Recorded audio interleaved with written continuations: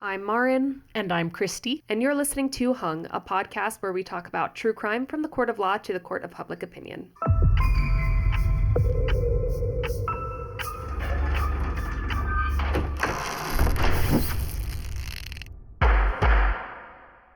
Okay, today is going to be super interesting, and not only because the case itself is an interesting one, but because it's somebody that my mom actually knows. Yes. Dun, dun, dun. I was really shocked to hear that she was being investigated for murder. In real life, you would be excluded from being a jury member. True. So the case is Utah versus Meggan Sundwall. This case was out of Utah County, where nurse Meggan Sundwall stood trial for the death of her friend Kacee Lynn Terry, who was found unresponsive in her Highland, Utah home on August 12th, 2024, and died 3 days later. And then the trial just took place here a couple of weeks ago. So it was close by. You were able to go in person to the trial. I tried to go day one with you, but we walked in on jury selection, really awkward. Yep. We walked back out and we weren't really sure if they would finish jury selection quickly and then start the trial that day, but it looked like it was going pretty late, so we kind of banked on it wasn't going to start till the next day. Yeah. And then the only part I actually heard was the opening statements on the prosecution side and a chunk of the opening statements on the defense side. I listened to the broadcast of that before I had to stop and go to work, and then I never ended up listening to any more of it. So I also forgot to mention that the charges being brought were aggravated murder. Yep. And then obstruction of justice was the other charge. Mm-hmm. And then... Yeah, I always think obstruction of justice is kind of an interesting charge, you know, when somebody's actively doing things to hide information, and then you're like... It's like, well, what person who commits a crime is not going to try and get away with it? But yeah, so I mean, that's one of the reasons it doesn't look good. If you really are innocent, you're not doing those things, because why would you? You're not thinking about that at all. So right. Yeah, so she was arrested almost a year to the day of when the trial started. That's interesting. I mean, August is when everything occurred, and then not until about March of the next year. Yeah. Okay, the very first witness in the opening statements. That's right. I forgot. Maryn, you can do opening statements. You listen to the opening statements. Well, I can say that my bare impression of just the two attorneys involved, the prosecutor to me seemed a little, I don't know, she didn't speak with a lot of authority, in my opinion, kind of quiet. Yeah. And the person who actually did the opening statement, she was not the lead prosecutor in the case. Interesting. And the lead was much more sharp. And I don't mean that mentally sharp like that, but she was just more bold, more direct. Yeah. So there was a little difference in that. And I think that there's a use for both approaches. I feel like if somebody presents the facts and hey, I don't have anything to gain really from winning or losing here with this. All I'm doing is presenting the facts that I believe prove that my case is correct, and I don't have to convince you. It's the evidence that should convince you. Right. You guys are the judge. You guys get to decide what you think the evidence shows. And if you agree with us that the evidence supports this charge, then you need to come back with a guilty verdict. So, yeah, Kacee was a really complicated person. She lost her mother when she was 3 and her father when she was early 20s. She had some attachment issues. One of the ways that she dealt with that was she lied to people to get them to feel sorry for her, to feel compassion for her, to want to help her. And one of the lies that she used with a lot of people in her life was that she had terminal cancer and that she was dying. And that lie started probably about 8 years before she died. She and Meggan had met back in 2014, 2015. They both worked at Chrysalis, which is a company for disabled adults. Meggan was the nurse on staff there, and Kacee was a support person that would be there at night and help check in on the residents and things like that.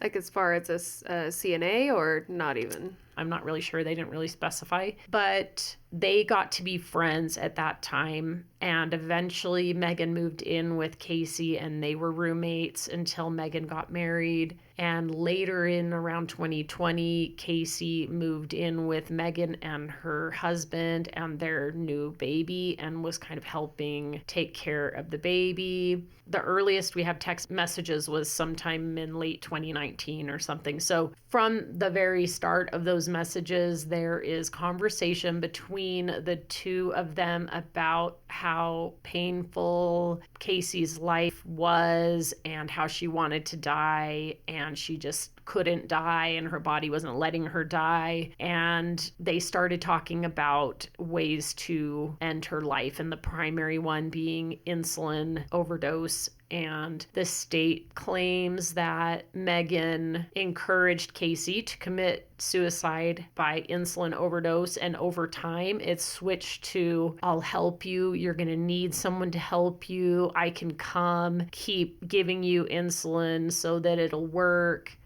And that on the weekend of August 10th, 11th, 12th, that they had discussion about Meggan coming over for that very purpose. Meggan was there on the 12th from 10 a.m. until 9 p.m. and they showed evidence of Kacee's blood sugar dropping rapidly, that Meggan had to have been the one checking her blood sugar because after a certain point she wouldn't be incapable. She wouldn't be capable of doing it anymore, and that she was there and Kacee was in a comatose state for at least 5 hours before Kacee's Uncle Mark came downstairs to check on her, whom she was living with. Correct. She was living in her grandparents' house, and Mark was also living there to help the grandparents. He came downstairs to check on Kacee, found her dying. With Meggan and Meggan's parents. And Meggan's parents in the room, wanted to call 911, and Meggan told the uncle that no, she had a DNR, and so he shouldn't call the ambulance. So Meggan and her parents left, and the police arrived. And after being in a coma in the hospital for those 3 days, it became clear she was not going to recover. And they took her off life support, and then she died by the evening of the 15th. What they say was the motive for Meggan was that she was the beneficiary of... She believed she was. She had been told she was the beneficiary of Kacee's $1.5 million life insurance policy, and that she was struggling financially, and that she was kind of banking on having access to that money. So not only out of the maybe somewhat twisted but well-meaning goodness of her heart, but also a financial incentive potentially. Right. Which I think most cases, at least most murder cases, seem to have some sort of financial element to it. Yeah, I remember also in the opening statements, they did say, yep, we're going to prove that this is what happened, but we're also going to prove that even with these conversations of her wanting to die, we're going to prove to you that she didn't actually want to die.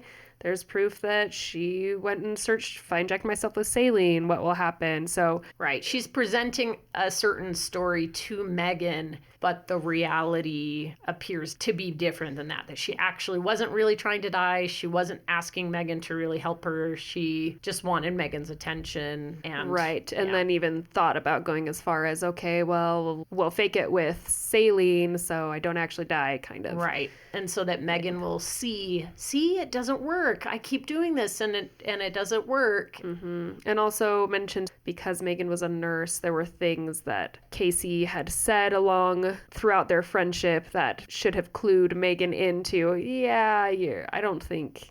Yeah, this doesn't sound right. This is not adding up right. Yeah, it gets really wild up in here. Just wait. This story is way crazier than even I anticipated it would be. Okay, and then the defense lawyer, to me, read as a little bit over the top, a little bit bumbling, a little bit, I don't know. Very theatrical, yes. for sure. And I do think that defense attorneys have this negative stereotype that I think they're trying to overcome with a jury. The defense, for his opening statements, he has some PowerPoint. I didn't see that because I was only listening. Yeah. He had a picture of the Constitution. Our system of justice is based on innocent until proven guilty. You feel like a lot of defense lawyers hammer in the whole idea of, I guess, kind of that. I'm like, I feel like you do not have much to say if you're going to spend a bunch of time on that. Obviously, it's not like being a juror is a profession, but when you look further into the details of what the individual charges actually require and things like that, and what reasonable doubt actually means. And And I think they start with the assumption that jurors know nothing about anything or how anything works. And so I'm sure they do the same spiel over and over and over, at least parts of it. And his big thing was kind of like the state has the burden of proof. And in order for them to prove that Meggan is guilty, they have to prove that Kacee did not commit suicide. So it's almost this, you have to prove a negative. Like, you have to show that Kacee's not the one that did it to herself. And if you can't prove that she's not the one that did it to herself, then you can't say that Meggan is guilty. I also thought too, I guess Utah doesn't have any sort of law or charge that could possibly be brought against somebody for assisting a suicide. They do. The manslaughter would include assisting. So it's not a separate charge, potentially. Right, but you could be present while somebody committed suicide. It's not against the law for someone to commit suicide. It's not? Nope. Not in Utah, and it's not against the law for you to be present while somebody kills themselves, and you're not responsible for making sure that they don't. So it's kind of like, well, you know, you're not Kacee... responsible for making sure that they do either. Right. That's where the problem lies, and that's why we are gathered here today. Right. Yeah. So the state said, look, that is not the law. Him saying that we have to prove that Kacee did not commit suicide, that's actually not true. And he's twisting things to make it seem like the state has a different burden than we actually do. And so they wanted the judge to give the jury some instruction to that effect, because they're like, well, if we present our whole case and they think that's the standard that we have to meet, then they may be evaluating the evidence from a different standpoint. And if they don't hear the jury instructions until the very end of the case, they might already have formed their opinion. Right. So the judge did come up with a statement that he read to the jury, but all the statement said was what the attorneys say in opening statement is not evidence. It's not the law. You need to listen to what I tell you is the law and but it's like, yeah, but I'm not telling you what the law is yet. I'm going to tell you later. And I'm not telling you now. They're like, okay, what was said that's not right. Right. So the prosecution wasn't very happy with it, but they're like, well, I mean, if that's what you're willing to do, I guess we'll take it. Right. That's the ruling. All right, moving on. I bet you the defense lawyer who gets the case with somebody who they actually believe is innocent probably is like, happy day. Right. He seemed like he was pretty convinced of Meggan's innocence. From his that's his job too. Perspective. I mean, you're right. It's hard to know. So one thing that he shared was that in one of Meggan's interviews, that the lead detective and one of the investigators for the state's prosecuting investigation office or whatever, that he had told Meggan, these text messages, it does not look good for you. And we're going to keep investigating. And if there's anything that tells us you actually did participate in this act, it's going to be bad. And hey, if there's not, I'll ride off into the sunset. And the defense attorney, his whole thing was like, well, you're going to see, they don't have any of that. All they have is the text messages. They don't have anything else. So they should be riding off into the sunset right now, and we shouldn't be sitting here in this court. So that was pretty much what it came down to for him. The very first witness was Mark, the uncle of Kacee, and he was on the stand all day that day and into the next day. Wow. Yeah, poor guy. He was a trooper. So Mark has insulin-dependent diabetes. I'm not sure when he was diagnosed, but there are Kacee's grandmother, Mark, which is her uncle. She had another uncle who had passed away in January of 2024, all of them insulin-dependent diabetics. And the other uncle had been diagnosed when he was a year old or something. So she was surrounded by diabetics. It's always interesting, too. There's kind of a misconception about diabetes, that it's self-inflicted. And right. Obviously it can be, but nobody self-inflicts diabetes at 1 year old. So right. It can just happen also. Right. Yeah. They can look similar on the face of it, but, you know, a type 1 diabetic, their pancreas stops working and it stops producing insulin altogether. Mm-hmm. And so your body needs insulin injected into it in order for you to live, right? But whereas type 2, it usually has to do with diet and obesity often, but not always, and that your body just becomes resistant to the insulin that it does produce.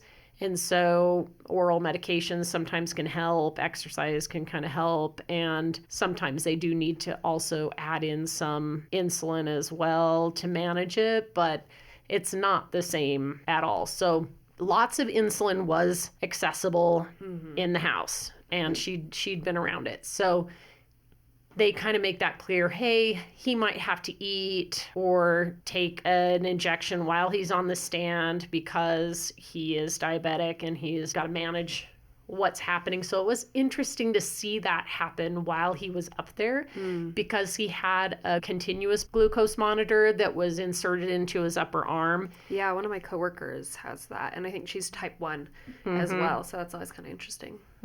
Yeah, and he did spend time explaining how insulin works, how the blood glucose monitor works, how you treat things. So they went into a lot of detail about diabetes, about insulin, about how much insulin is normal for a person to take that needs to take injections. And he takes both long-acting, which will slowly release over a 24-hour period. So that's one injection a day. And then throughout the day before meals, and then periodically short-acting insulin to handle the sugar load of whatever food he's eaten so that it can help his body take in that energy. And that short-acting is exactly that. It acts pretty quickly, and then it's out of your system again pretty quickly. And he takes it's always less than 10 units of anything, right?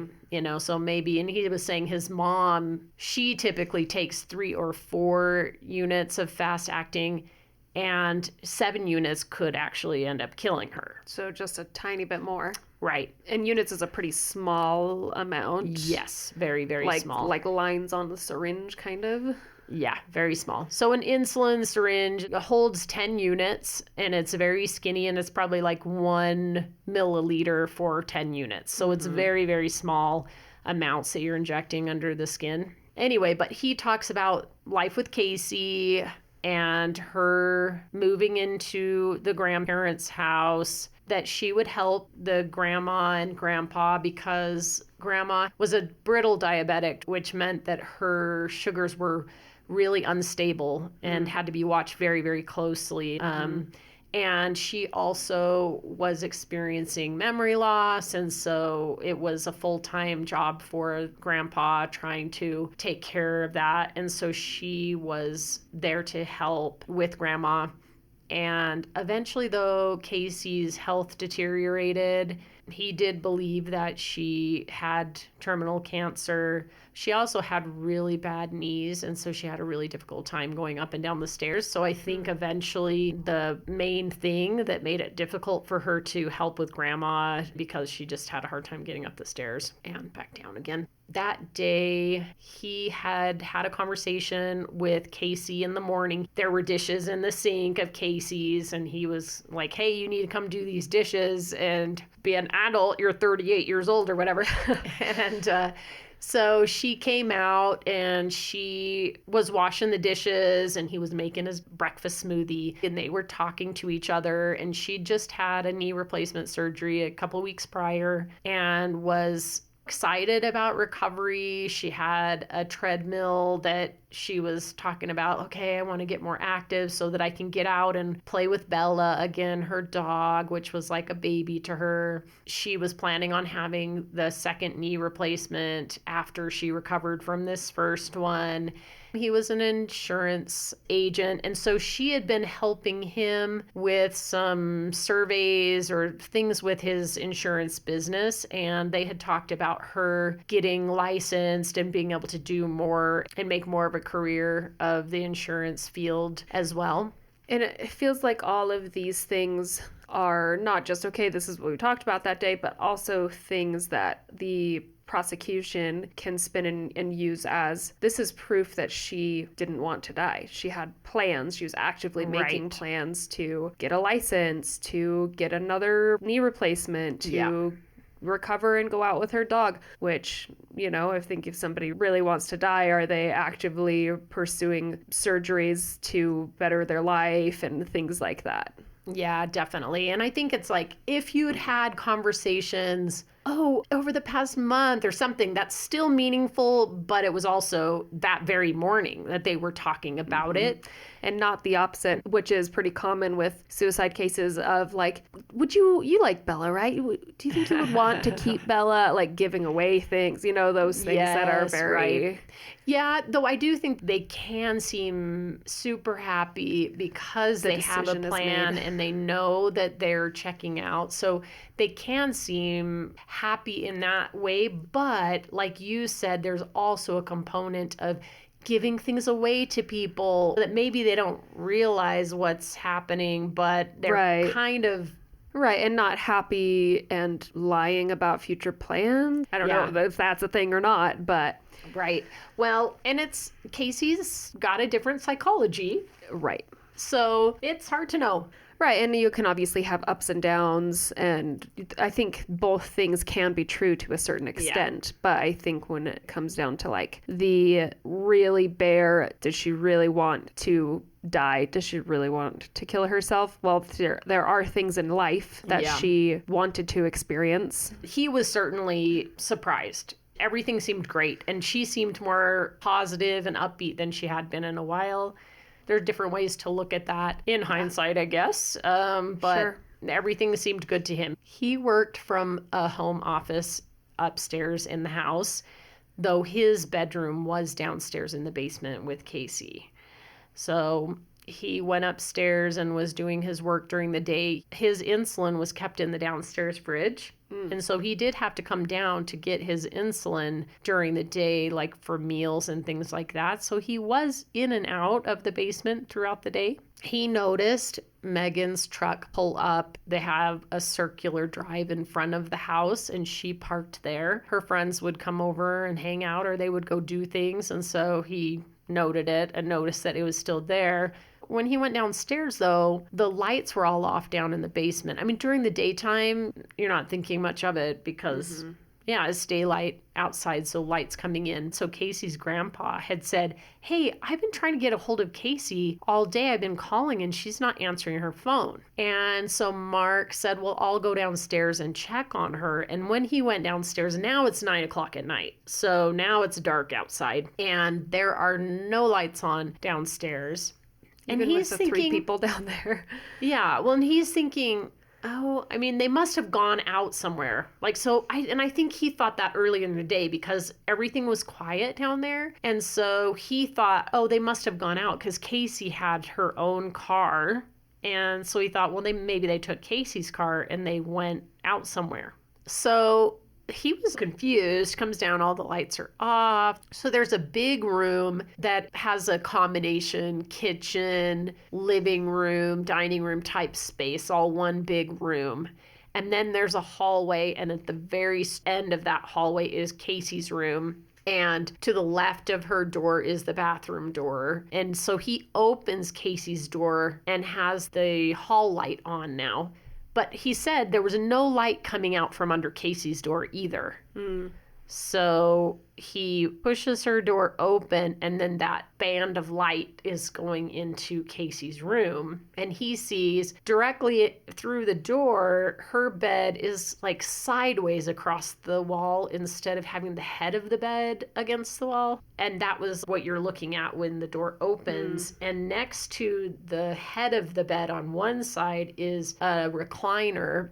And Meggan is sitting in the recliner. Kacee is laying on the bed. And he said it looked like she was having a seizure or something. Like she was kind of flipping from her side to her back to her side, something weird. And that she was struggling to breathe, that it sounded like she was drowning. And he saw two other adults on the other side of the bed, one older female sitting in a chair and an older gentleman standing behind the chair. And he asked, who are you guys? I mean, Right. like, what are all y'all doing sitting here in the dark? Yeah, very strange. It is very strange. And there may have been like some little lamp or something on. I'm sure they weren't sitting there in the pitch dark. You would but hope it not. seemed like to him, the overhead light was not on for sure. Just imagine if they were sitting in the pitch dark. Yeah, we're having a seance. Yeah. And so it was Meggan and her parents were there. And he was like, well, what's going on? Like, we need to call 911 type of thing.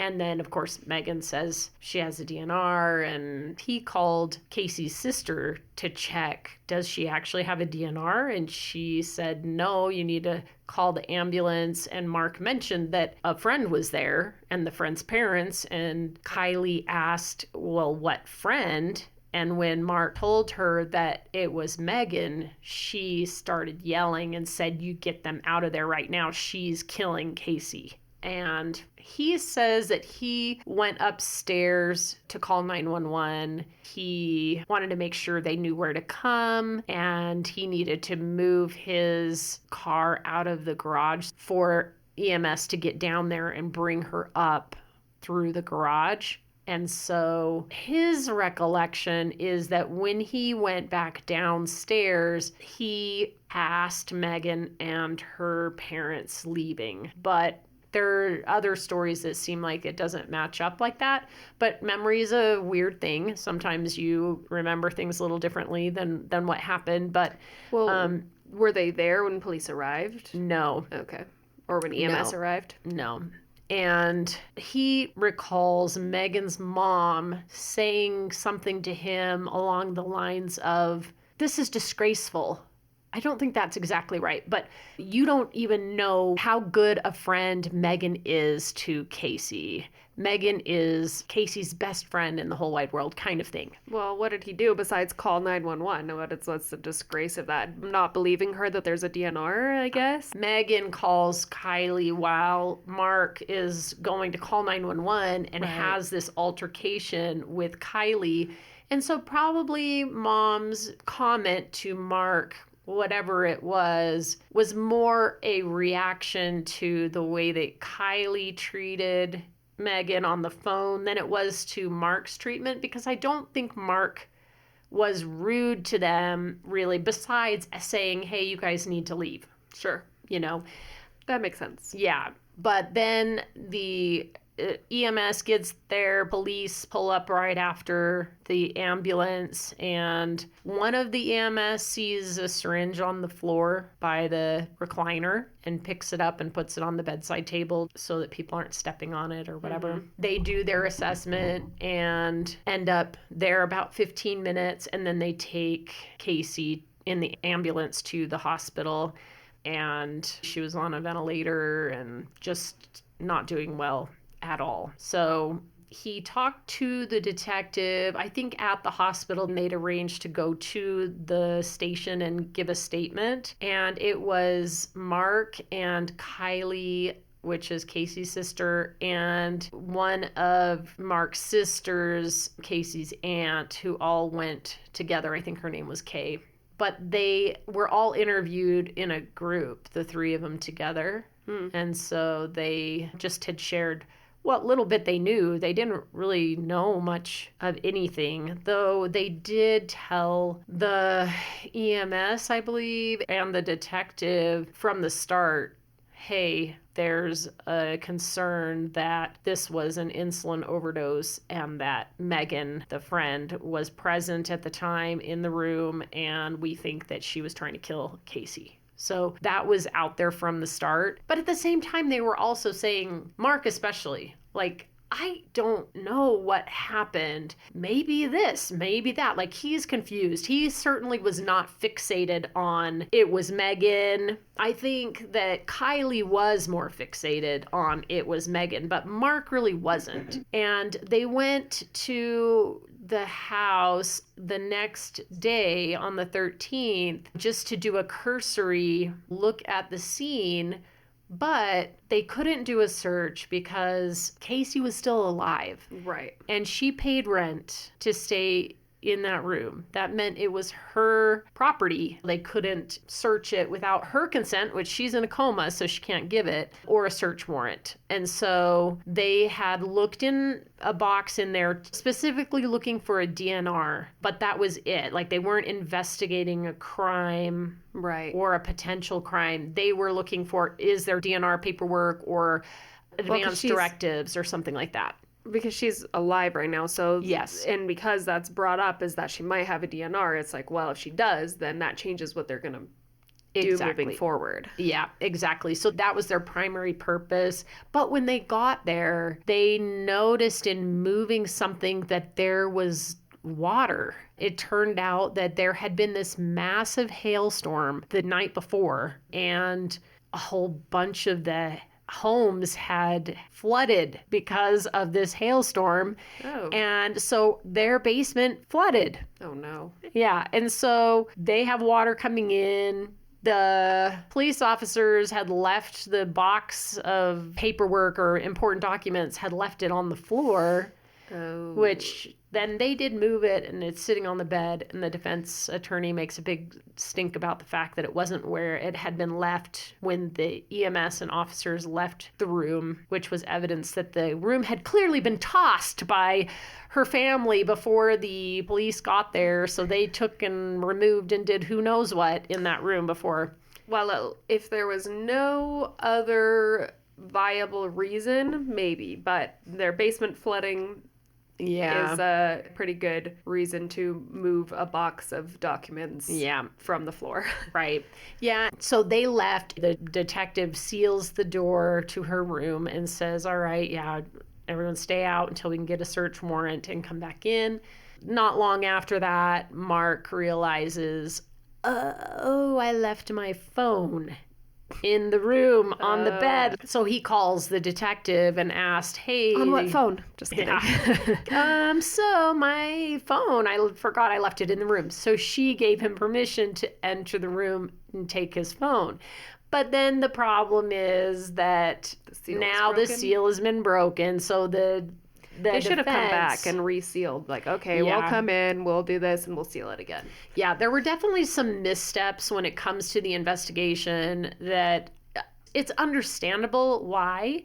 But in hindsight, I'm sure they wish they had done things differently and taken it more seriously. But at the time, this was a medical call. The detective said it sounded too fantastical. Like, she was hoping, like, okay, well, I'm going to be able to interview Kacee herself tomorrow when she wakes up after they treat her at the hospital. And so she did not expect at that point in time that Kacee was not going to survive. Yeah. I mean, the one thing that I would think is that as far as did they mess with stuff is if it was intentional, I don't think anybody there has any reason to want to make it look like it wasn't Kacee herself. If that's what happened, that's what happened. And you know, it's not like anybody else is under suspicion of them. I thought it was interesting, though, that the defense attorney did not ask Mark, did you remove things from that room?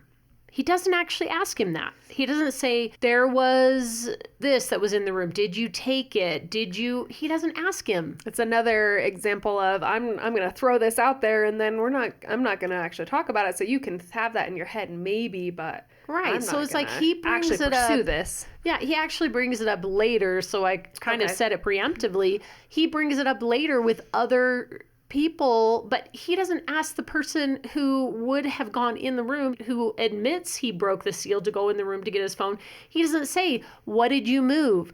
What did you take? He does not ask him those questions. He just comes back later and shows pictures and says, hey, look, here's what it looked like when the police and EMS walked out of that room. Here's what it looked like when you walked into the room. Do those things look the same? No, they don't. So that room was messed with in between, which prosecution should have brought him back in rebuttal. Is that what happens after? So it's like prosecution has their case, defense has their case, and then prosecution can bring some more people in if they want after the fact. Yeah, I mean, it's a little bit complex because this is the prosecution's own witness. So normally you would rebut a defense's witness. But because he didn't ask Mark directly, and I'm pretty sure Mark gets released so that he can be in the courtroom and whatever. And so now he's not able to be called again. I could have that wrong because I do feel like there was one person that they did say they didn't release because they might call them back up. But I can't remember if it was him or not.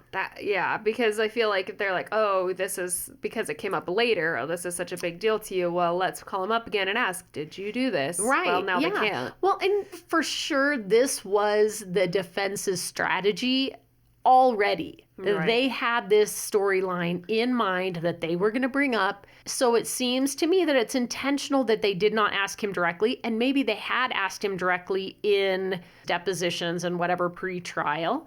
And maybe they had asked that question and he had said, no, they didn't take anything out. You know, we moved stuff and set it on the bed because the floor was flooded and we wanted to protect it. But he doesn't want to ask and make it clear by someone's answer that that's why the stuff is up there. He wants to be able to present it as though there's some malfeasance that has gone on without anyone to rebut what he's saying. Right. And also I feel like their whole story has to be that there's no evidence to show that Meggan did anything. And even if there was, it's obviously been tampered with, so you can't trust it anyway. Yeah, and I think a bit of the family, especially Kylie, was set on Meggan's involvement from the start. So if there was anything in that room that might actually serve to clear Meggan's name, if there was a suicide note that was put into the box of material that, you know, not sitting out next to her where she's committing suicide, but tucked away in some files somewhere, you know, so it's like, well, might they take something that would clear her of wrongdoing and make it, you know, I think that's the implication, is that maybe they would have a reason to, like, they're mad at Meggan and they feel like it's her fault. And even if they found evidence to the contrary, that they're going to disappear that. Right. Or like we said, it's not illegal to sit there while somebody commits suicide, but that doesn't mean a family member wouldn't be upset that you sat there and didn't do anything. Right. Yeah, so the defense with Mark pretty much wanted to make it clear that Mark also believed that Kacee had terminal cancer, that he saw things that seemed to support that with, she had a port placed, which is a device that's placed under the skin in your chest that connects directly to the large vessels. If you have to have lots of IVs and things like that, it can end up scarring your blood vessels and make it really hard to access your veins. And so sometimes they will put in ports. Now it's almost like a really big blood vessel that you can poke into and inject stuff, and then it goes directly into your circulatory system so that you can get whatever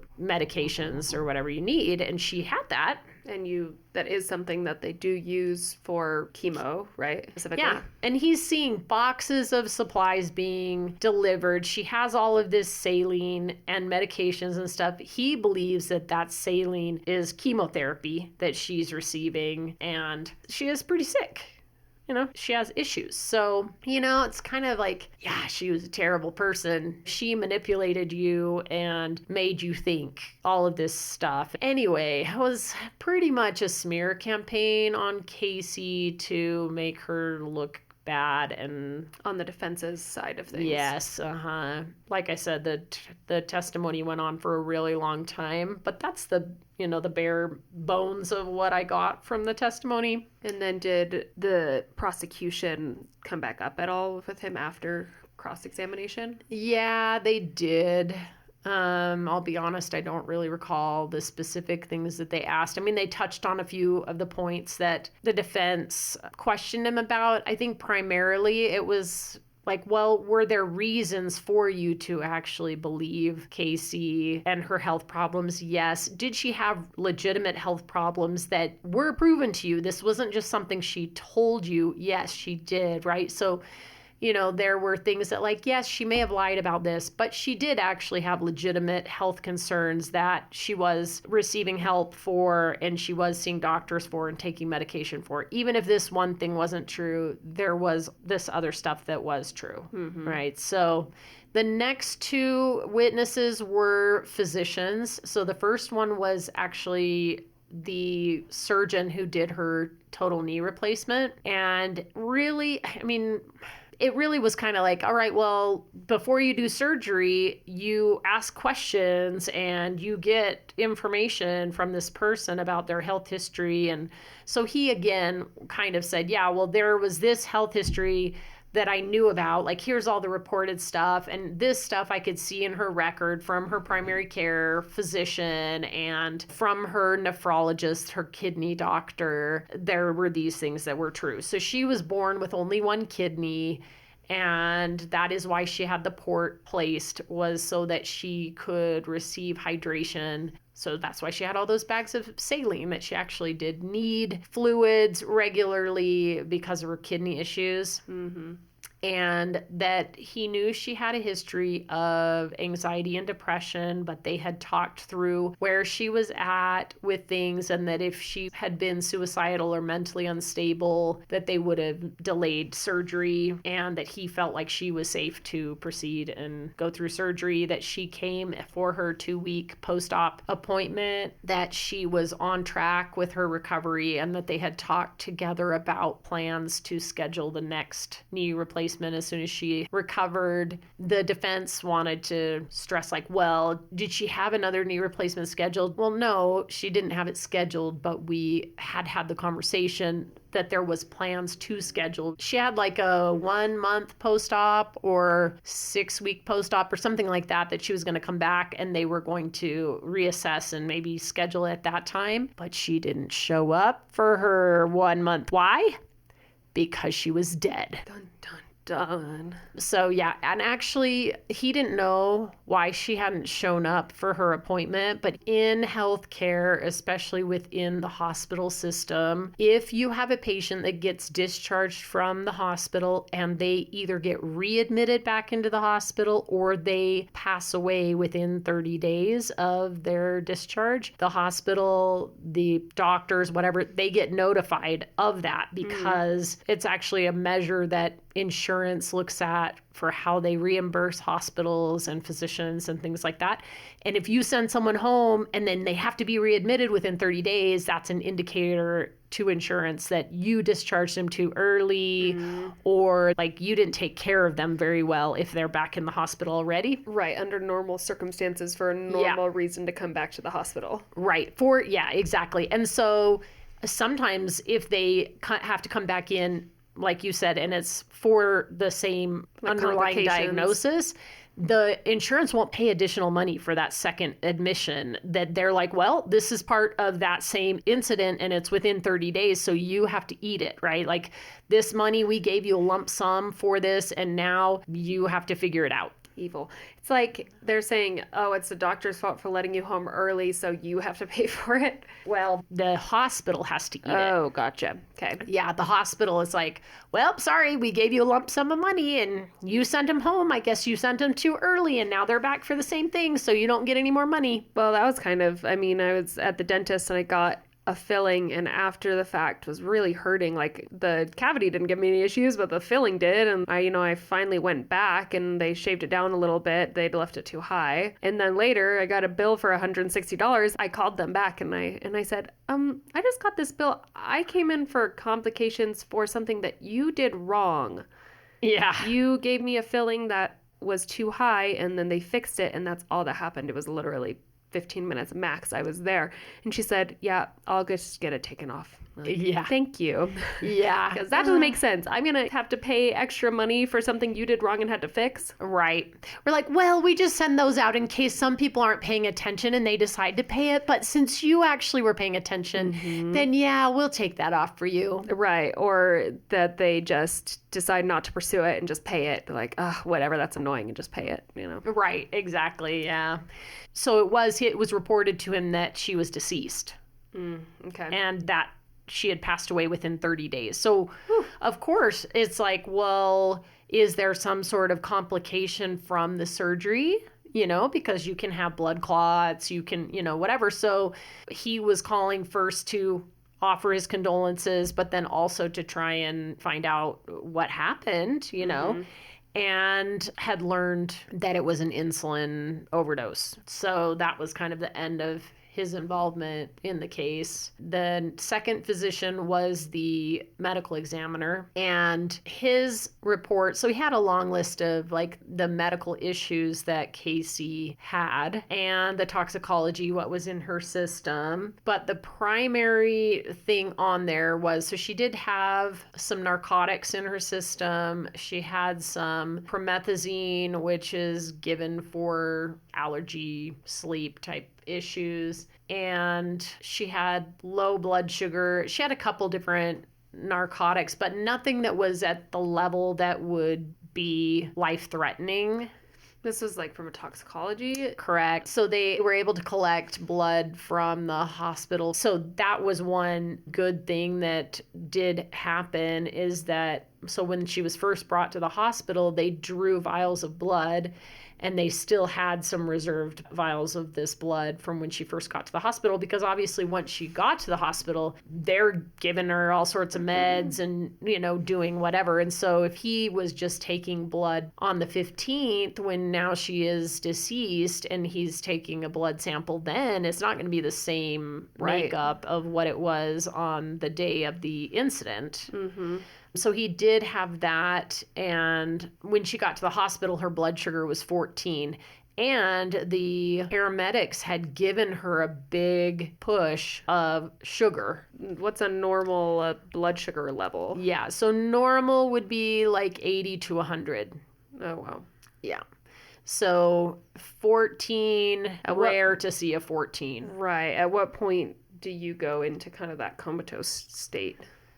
So typically, especially someone who is not diabetic and doesn't have experience with fluctuating blood sugars, in the 40s, you're going to be pretty much out of it.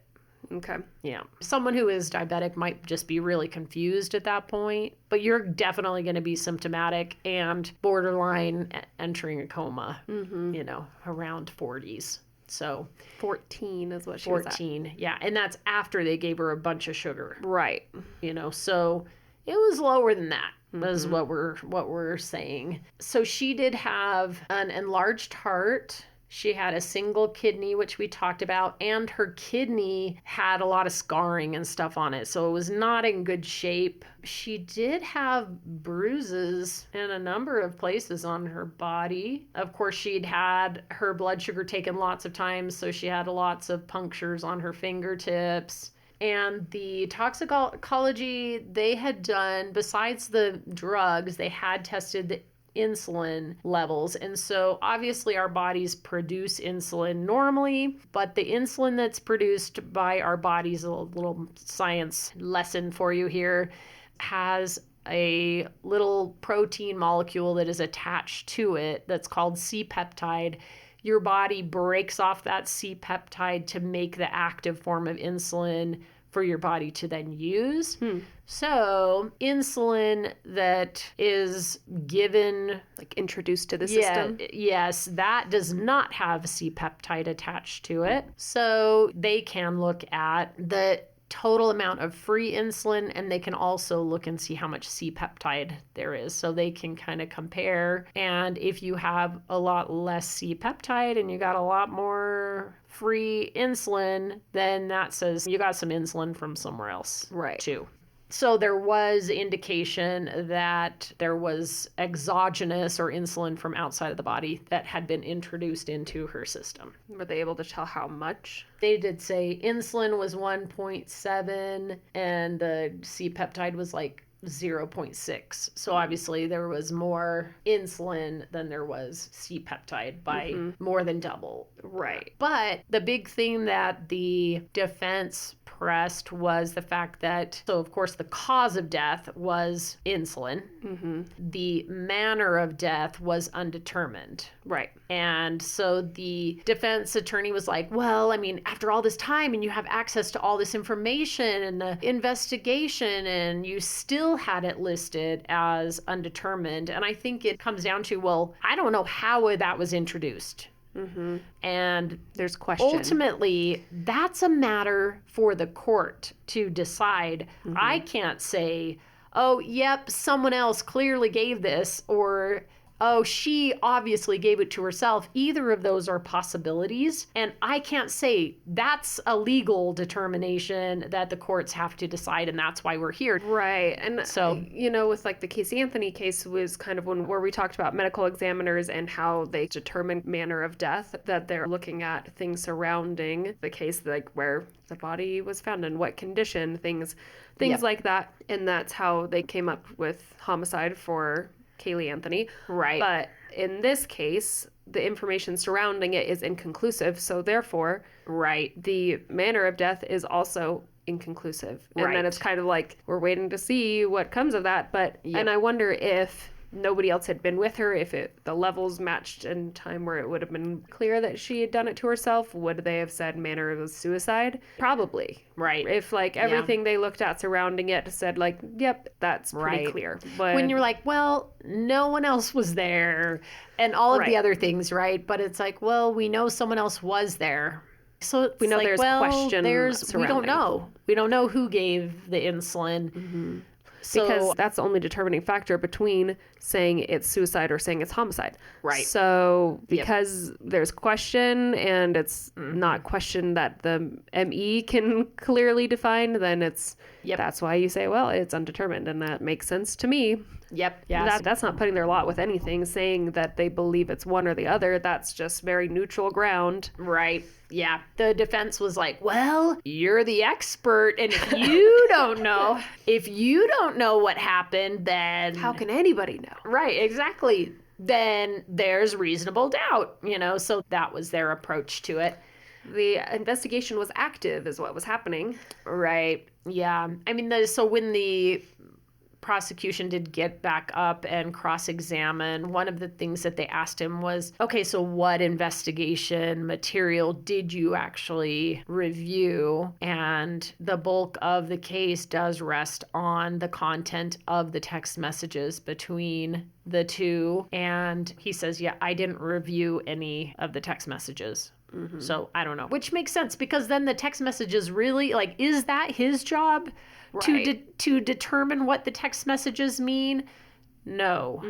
So my opinion is that, yeah, it's appropriate for it to say undetermined under the circumstances. Yeah, I agree. So the next two witnesses were Meggan's parents, Lee and Renee, and just very, very sweet people. Honestly, all of the family members that were there, very good people on both sides of the aisle, which is so hard to see because there's no like, yeah, you guys are bad, you deserve to suffer, and you guys are good, and so you deserve to win. I feel like Meggan is also a good person, you know, so it's a hard situation all around. But Lee, they started out kind of asking about his relationship with Meggan. Lee is her dad. Meggan's dad. Yeah. Okay. Meggan's dad. Yep. So Lee adopted Meggan when she was 4. So my impression is that he married Meggan's mom after she had Meggan, and he ended up adopting her. So I think that it is Meggan's biological mom is Renee, but he's her adoptive father. Gotcha. Yeah, and so he was involved in her life from the time she was really small, so that would have been probably the only father that she really remembers, and had known Kacee probably also since about 2015. And, she'd come to family dinners with them, holidays, things like that. They had spent a lot of time with her, and he had gone a number of times to give Kacee priesthood blessings at both Kacee's request and at Meggan's request, or Meggan stating that it was Kacee's request, but Meggan was relaying that request. Mm-hmm. For those of you who may not be familiar with priesthood blessings or what that entails. So this family was LDS, and then priesthood blessings in the faith are blessings that are given by a male holder of the priesthood, and they can be either for comfort or for healing.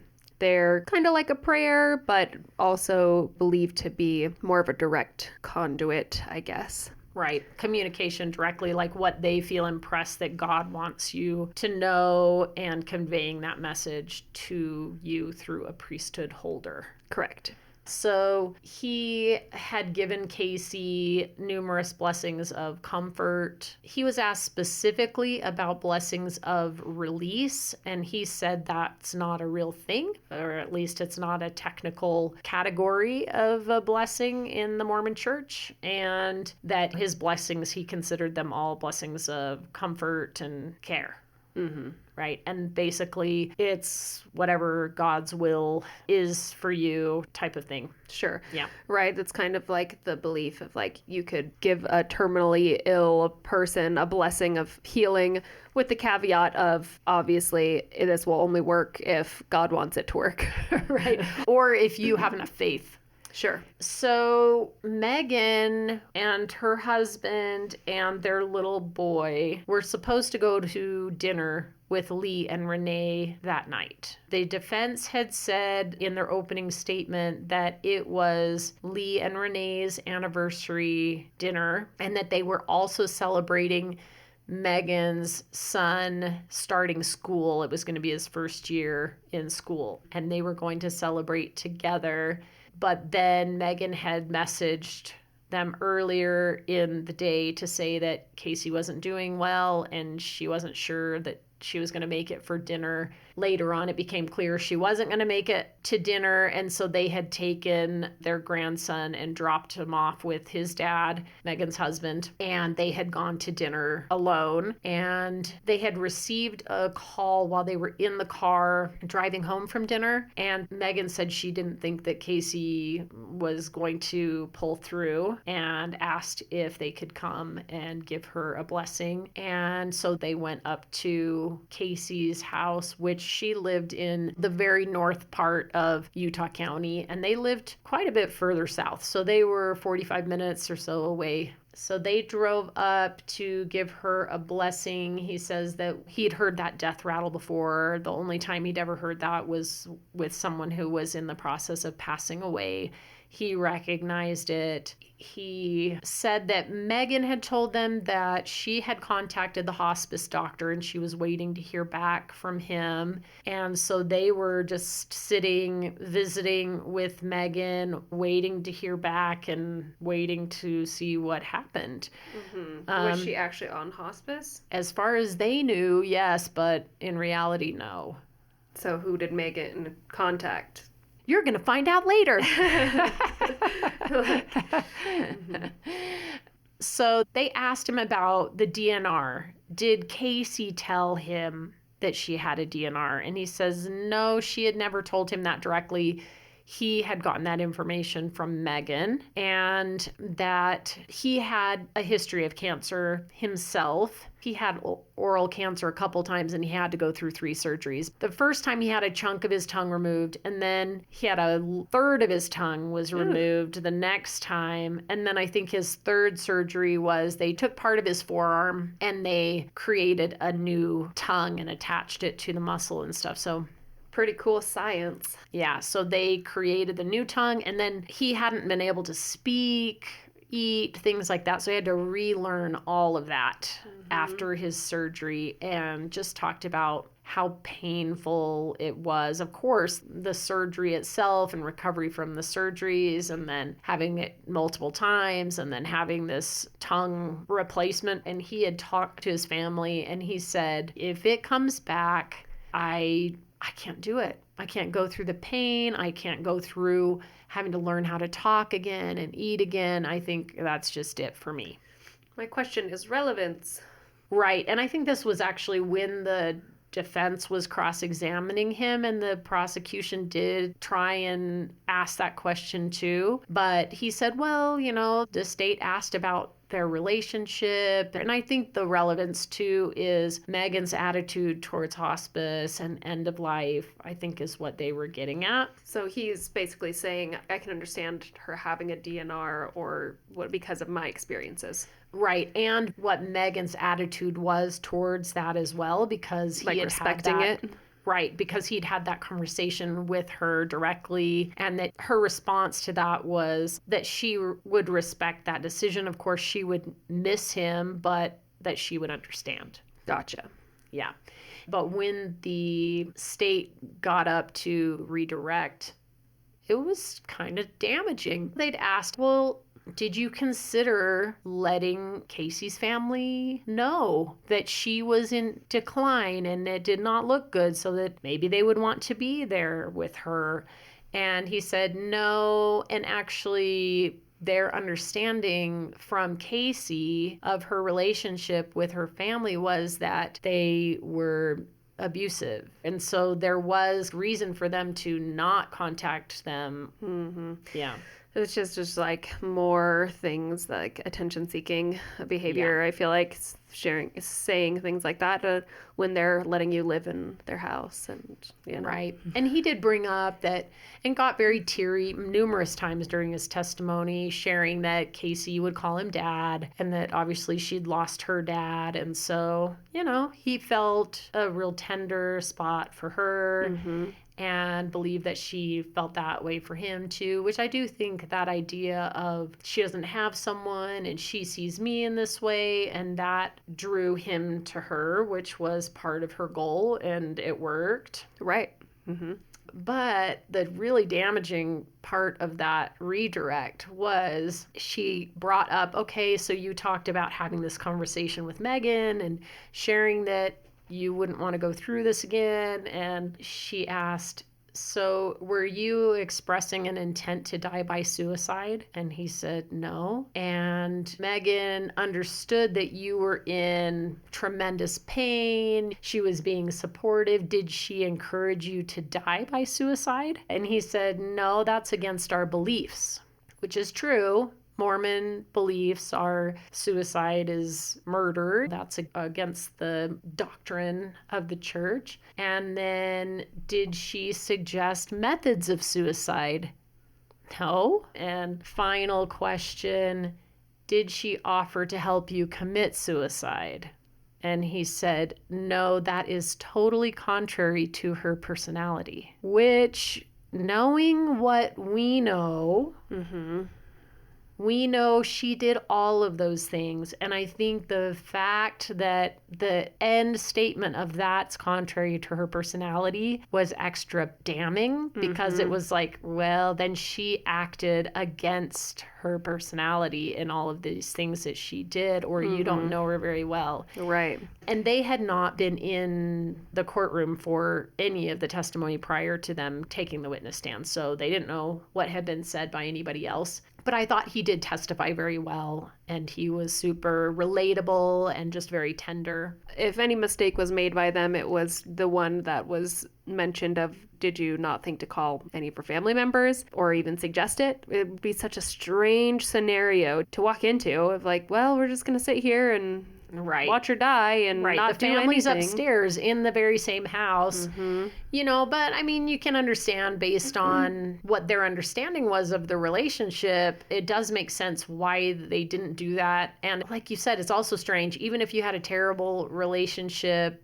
Maybe they want to say goodbye. Maybe this is a time for reparations, for healing, and saying, I don't know. So that was surprising to me, but I also can understand where he was coming from and why he was thinking the way that he was.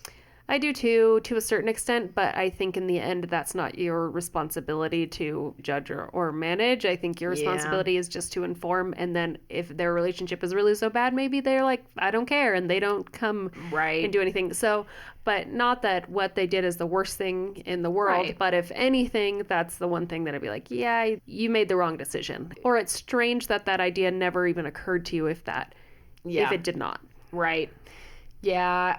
Is kind of hard to understand.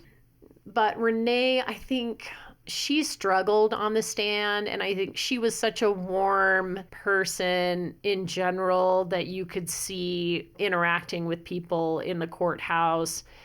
But on the stand, probably because she was being called by the state, she was very rigid and kind of unemotional and kind of short in her answers, which I don't think it was representative of who she is as a person, like coming across to the jury in the same way as she appeared outside of the courtroom. And of course, they wouldn't know any different. But she had a closer relationship with Kacee than Lee did, because she actually would text back and forth with Kacee some where Lee really didn't.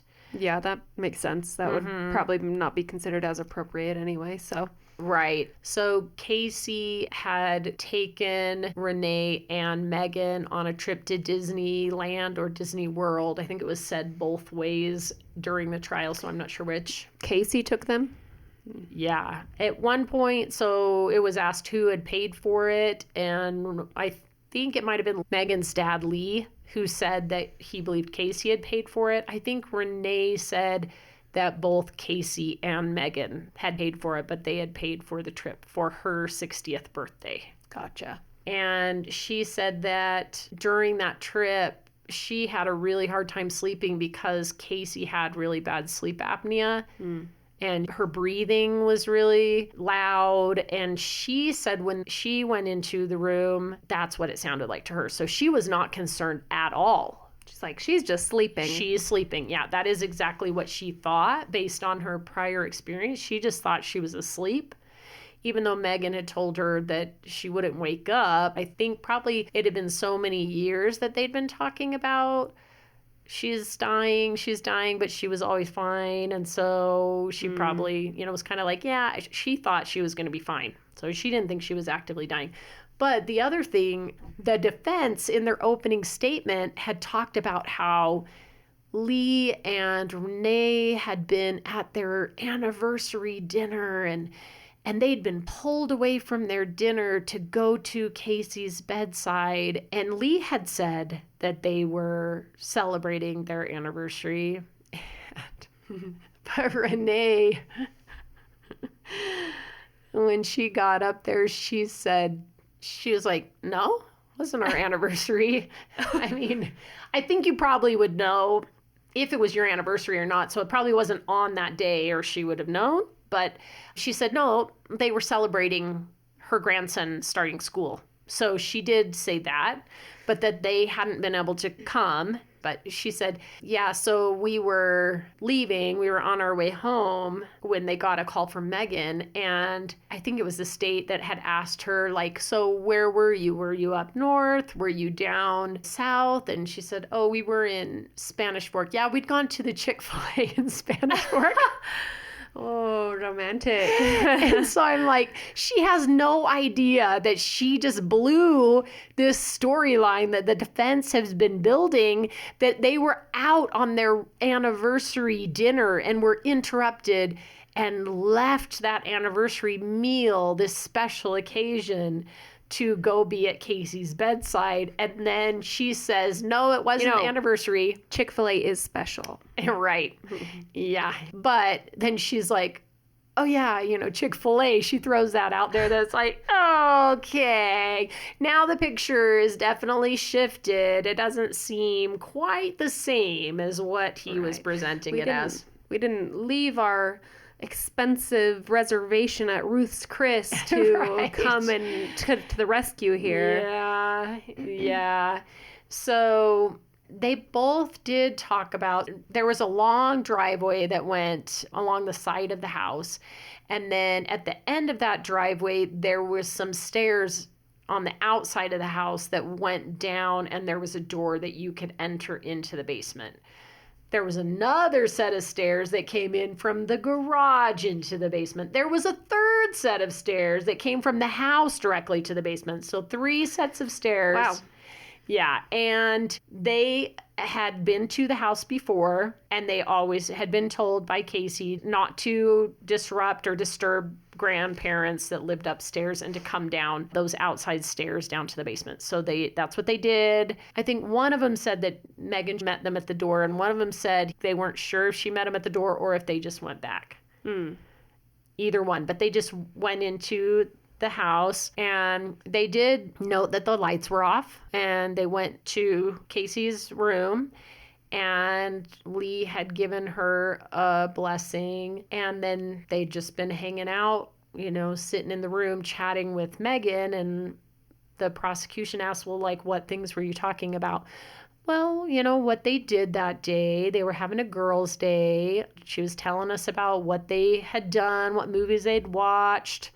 And both parents said that Meggan showed him this gift basket that Kacee had put together that had a bunch of Meggan's favorite treats in the basket, had like her favorite soda and some candies and things like that, and that she was really touched by that. So specifically, though, they brought up the plans with Meggan going to dinner with them and all of that. And they showed the text message of when Meggan contacted her mom. And it was right before 2 p.m. that she said she couldn't wake Kacee up, and she didn't think she was doing well, and she didn't think she was going to make it to dinner, but that she would let him know. And then I think it was around 4 p.m. that she had said, yeah, I'm not going to make it. And I think Renee's memory was originally she was saying the 4 p.m. thing, and they brought in the text message to show that Meggan had actually told her around 2. She couldn't get her to wake up anymore.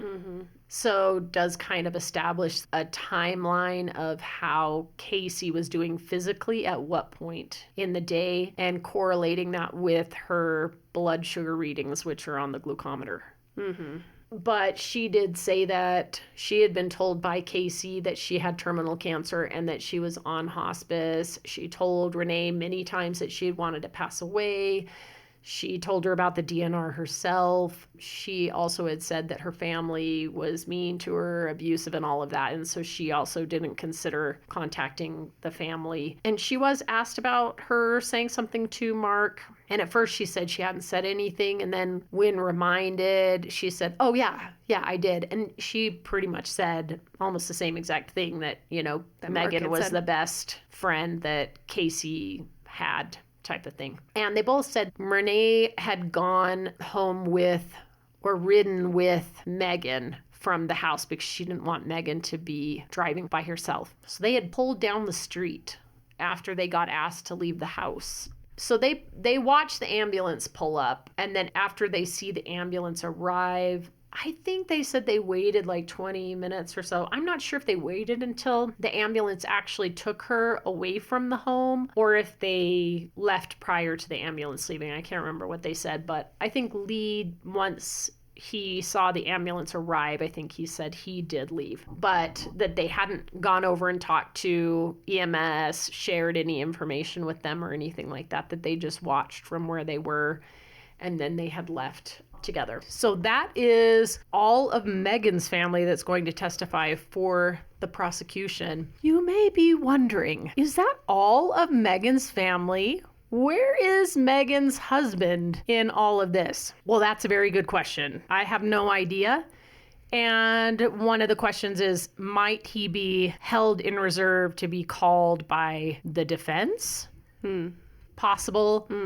But at this point, no. So we're going to close that chapter with just Meggan's parents alone and continue on with Kacee's sister, Kylie, who was another big witness. I was wondering if she was going to take the stand. Yes. She actually testified really well, in my opinion. You see, but the little that we've heard about her doesn't feel like she would. She would feel like she would be loud and angry and things, but obviously that's in the moment. This is now a year and a half later. Right. Well, and if you consider what was going on at that moment. Exactly. That's what she believed was going on at that moment, she should be loud, you know. Right, yes.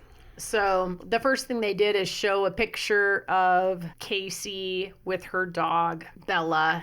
And, you know, this really sweet picture. And of course, it was emotional for Kylie. And I was surprised it actually left that picture up for quite a long time in her testifying. And a lot of times the defense, they want those pictures taken down really quickly because they don't want the jury to be focused on the victim in any sort of sympathetic type of way.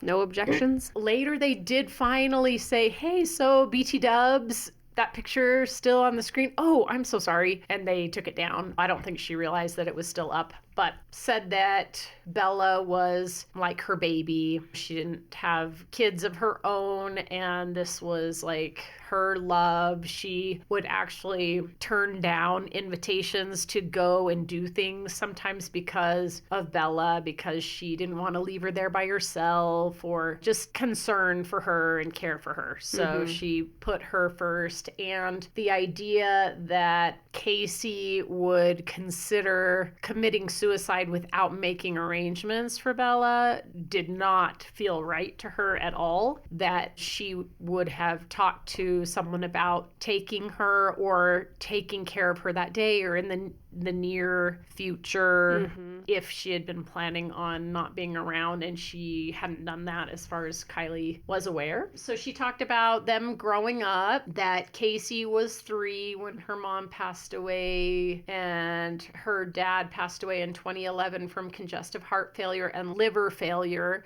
and I guess he died really quickly. They were really close to their extended family growing up. Aunts and cousins stepped in, and they had this big extended family that was very involved and supportive, and said that her dad, he would just randomly say, it's someone's birthday in the world, pick up a birthday cake and let's have everyone over and let's celebrate. And they would just let the family know, and people would come over and they would have cake together. And said that she and Kacee were really close, that they talked almost every single day.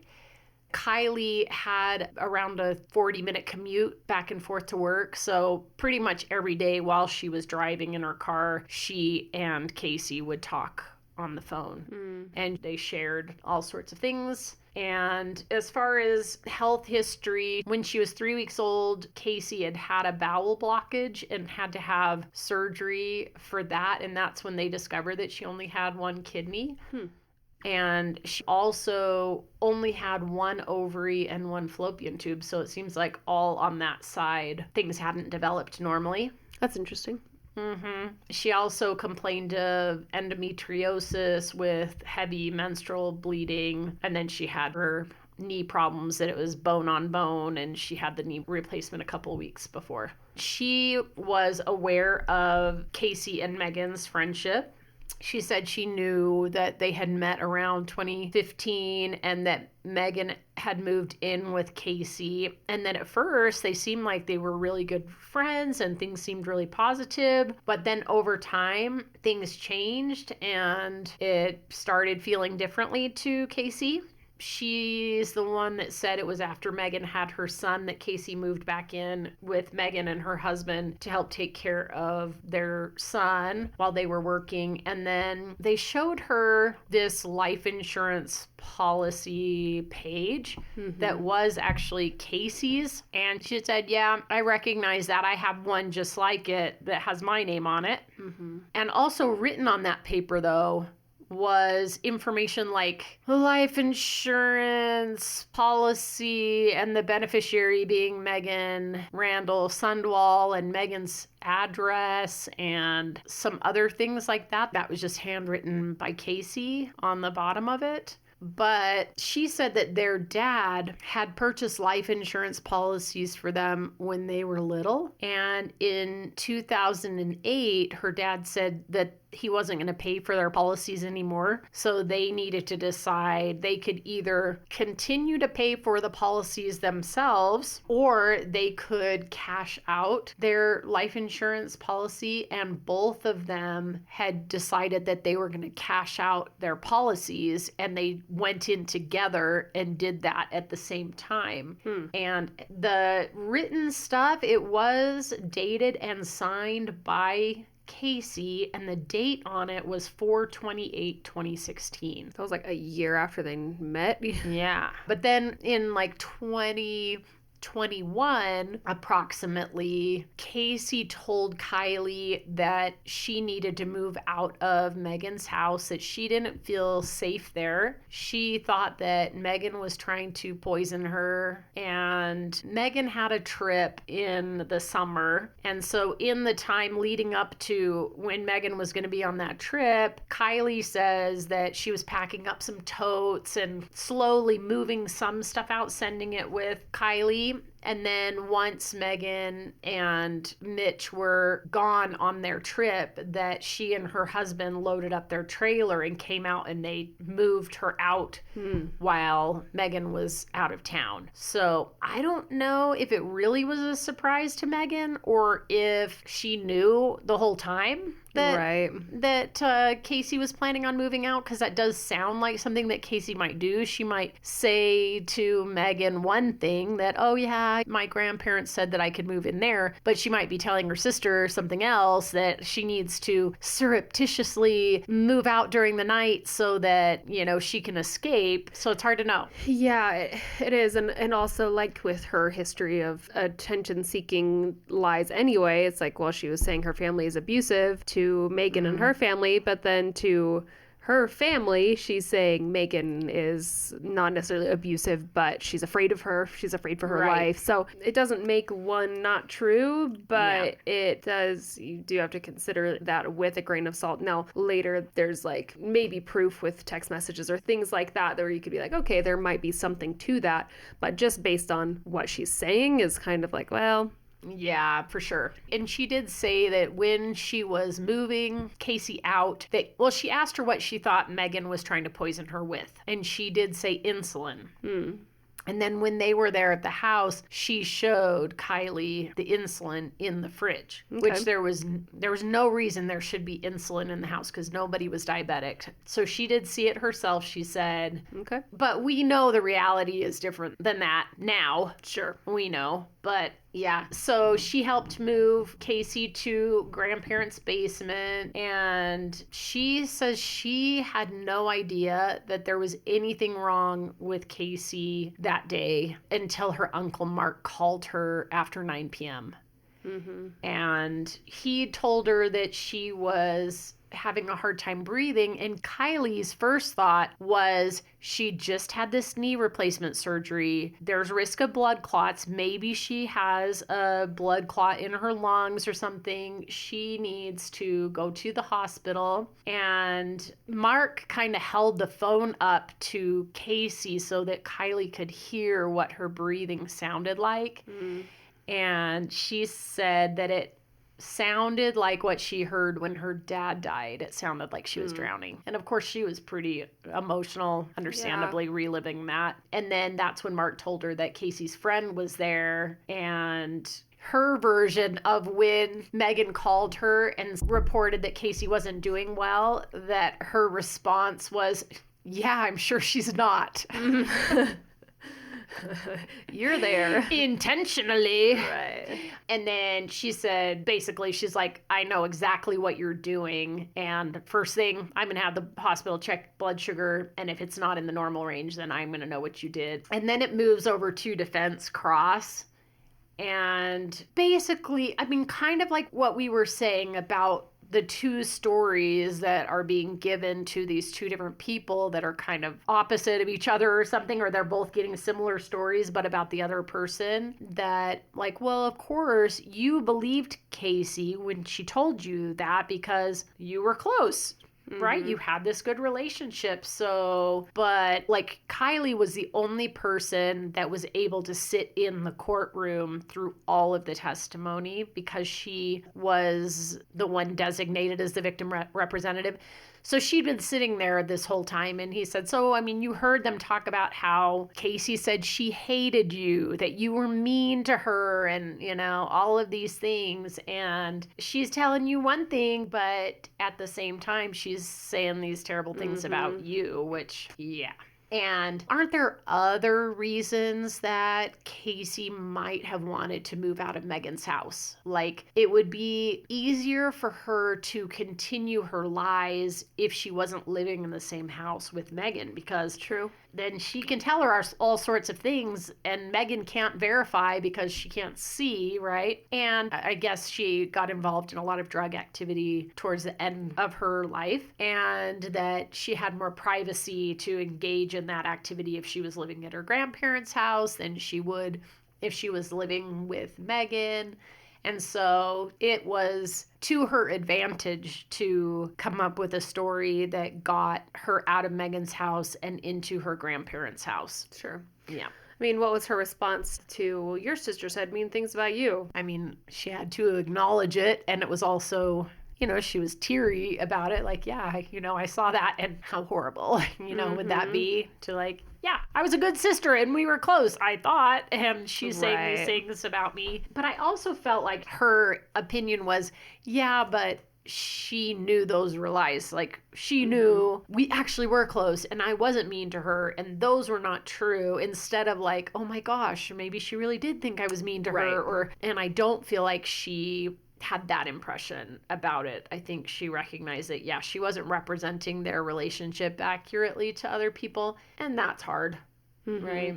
And they're like, well, you know, so the only reason you believed that Kacee was afraid of Meggan was because of what Kacee told you.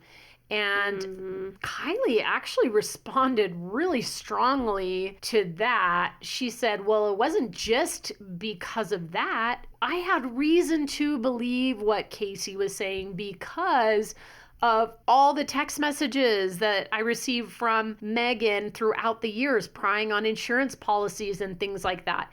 And he's like, oh, well, messages to Kacee or, you know, she's like, no, to me directly. She called me and messaged me directly about those things. So this was not secondhand information. This was firsthand information. And I don't think that the defense attorney was expecting that.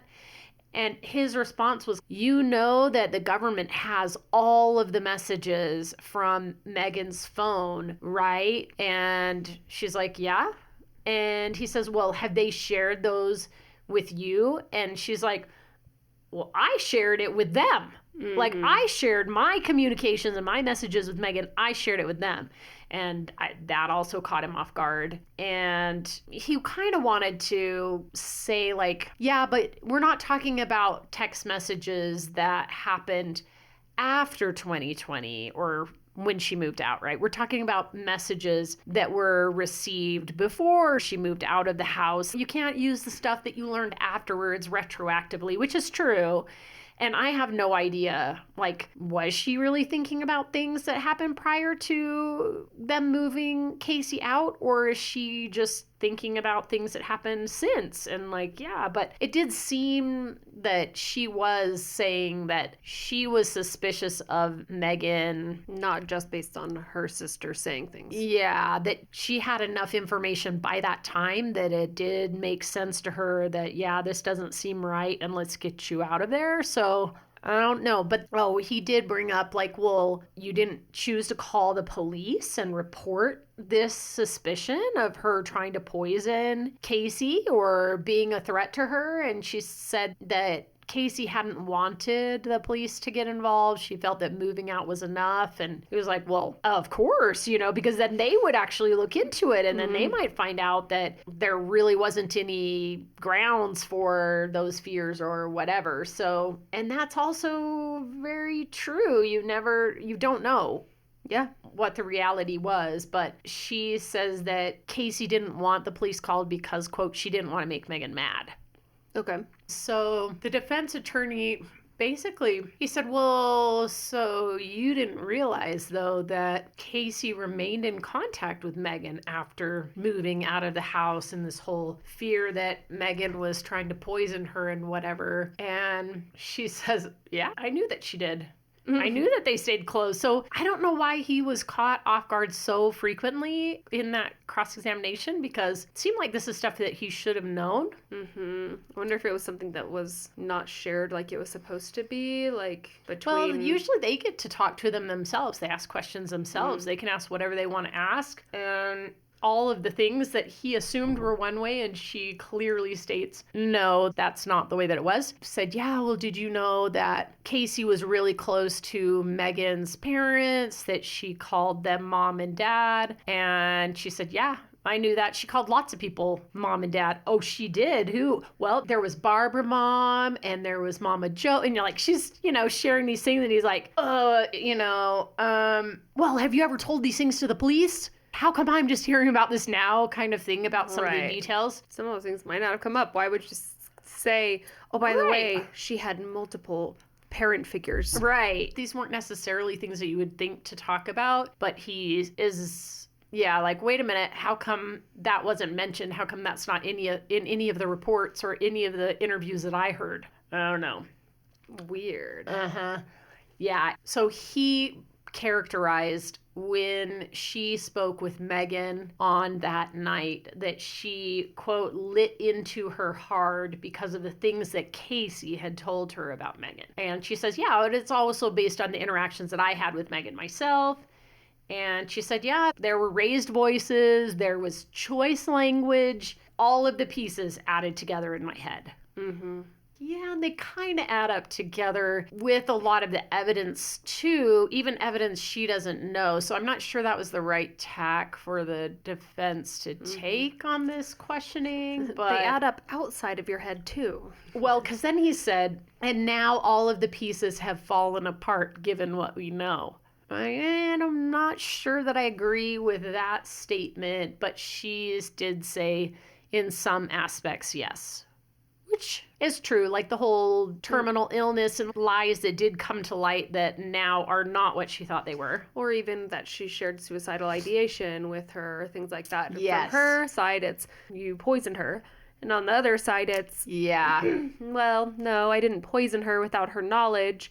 But Right. I did pressure her and maybe assisted with suicide. Right. And I wouldn't say that Meggan would characterize it that way. I think Meggan would say, I supported her. Right. I was being a good friend to her. It was always her decision, and I let her know that it was always her decision, and I was just there to help and support her with whatever decision she wanted to make. She didn't know about the conversations that were going on between Kacee and Meggan about insulin overdose and suicide and all of that had gone on for years. Right.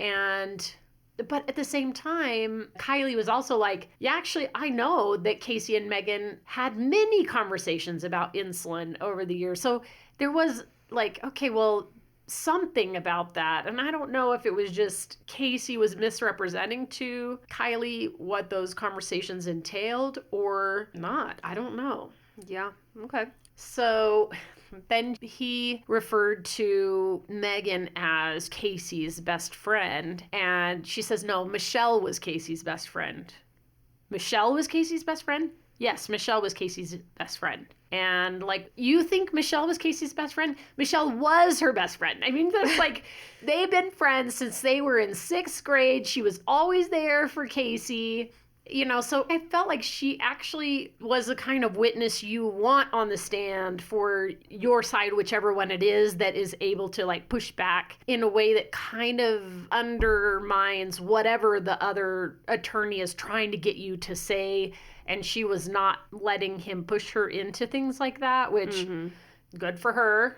But he said, well, so you knew that Kacee had an opiate addiction? And she said, yeah, I mean, a long time ago she had gone to rehab. But he brings up, well, you didn't know that she'd relapsed. And did you know that Michelle and Kacee were using drugs together? Does that sound like a best friend to you? And no, she didn't know that. Yes, because Meggan's actions are much more best friend worthy. Yeah. I mean, through some lenses, yes. And then so did you learn that Kacee had been stealing money from your grandparents? Yeah, she learned that too. And Kacee didn't tell you about any of that stuff, did she? No, of course she didn't. And she didn't talk to you about suicide, but now she talked to others about it, and she starts to cry. And he says, no, we can take a break if you need to. And she's like, no, I'm okay. And then the judge turns to her and says, it's okay to take a break. And she's like, okay. And then they break for like 15 or 20 minutes or so. And then they come back and the defense is like, no further questions. And that was it. So I think probably, this is my guess, that they went back and were like, we're not getting what we want to. And if we just drive into her and make her cry, it's going to be worse for us. Mm-hmm. So I think it was a strategic choice to say, yeah, let's just cut it here. Fair. Mm-hmm. But the prosecution, when they got up to redirect, did bring up things about, like, even when she believed that Kacee was dying of terminal cancer, Kacee never said to her that she wanted to end her life. And she brings up, well, what it was it that you believed was happening that day? And she said she believed that Kacee was dying of an insulin overdose. And she says, what did Kacee die of? An insulin overdose. So, like I said, there's that, like, well, she responded because of what she thought was happening, but it also happens to be what was happening. Now, the question is, was Meggan doing it to Kacee, or was it an agreement that they had, or whatever? But the reality was she was dying of an insulin overdose, so she was spot on as far as that goes. So I felt like she was a really strong witness for the prosecution, for sure. Next episode, I'm told we're going to be going through all of these text messages. Yep, you do not want to miss it. This is the crux of the case. And honestly, I think it wasn't until they reviewed all the text messages that they ended up proceeding with the arrest. And that's why it took months, because there were almost 29,000 text messages for review. Mm-hmm. So you listen next time as we go through these text messages and you see, would this be enough for you? If you were the detective, would you be putting out a warrant for Meggan's arrest after reading these messages? Or do you feel like, I'm not sure it's enough without something else? Well, my eyebrows are prepared to be raised. My jaw is prepared to be dropped. I will be sitting in my seat the entire time. At the edge of your seat? I'm ready. I might fall out of my seat. So, yeah, join us next time where we go through the craziest information of this case. Yay. Until then, I'm Maryn. I'm Christy. And you've been listening to Hung.